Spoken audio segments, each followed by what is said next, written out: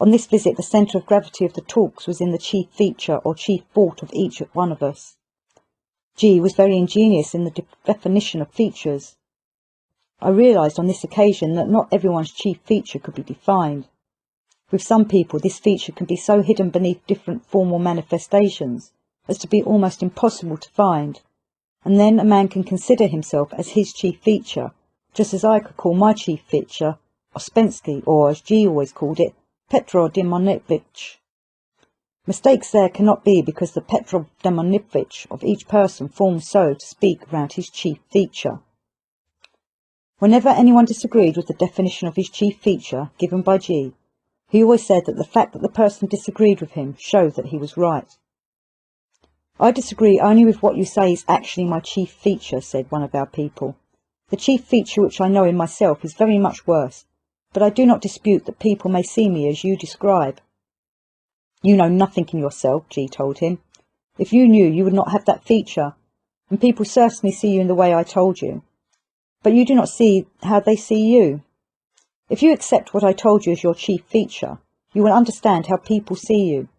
And if you find a way to struggle with this feature and to destroy it, that is, to destroy its involuntary manifestation, G emphasised these words, you will produce on people not the impression that you do now, but any impression you like.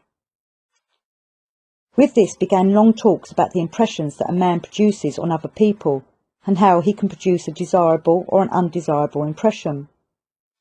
Those around him see a man's chief feature, however hidden it may be. Of course they always define it, but their definitions are often very good and very near. Take nicknames. Nicknames sometimes define chief features very well. The talk about impressions brought us once more to inner and outward considering. There cannot be proper outward considering while a man is seated in his chief feature, said G. For instance, so-and-so, he named one of our party, his feature is that he is never at home. How can he consider anything or anybody? I was astonished at the artistic finish of the feature that was represented by G. It was not psychology even, it was art. And psychology ought to be art, G replied. Psychology can never be simply a science. To another of our party, he said on the question of feature that his feature was that he did not exist at all. You understand, I do not see you, said G. It does not mean that you are always like that, but when you are like you are now, you do not exist at all. He said to another that his chief feature was a tendency always to argue with everybody about everything. But then I never argue, the man very heatedly at once replied. Nobody could help laughing. G told another of our party, it was a middle-aged man on whom he had carried out the experiment of dividing personality from essence, and who asked for raspberry jam, that his feature was that he had no conscience.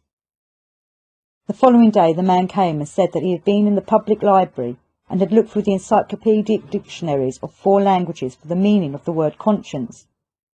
G merely waved his hand.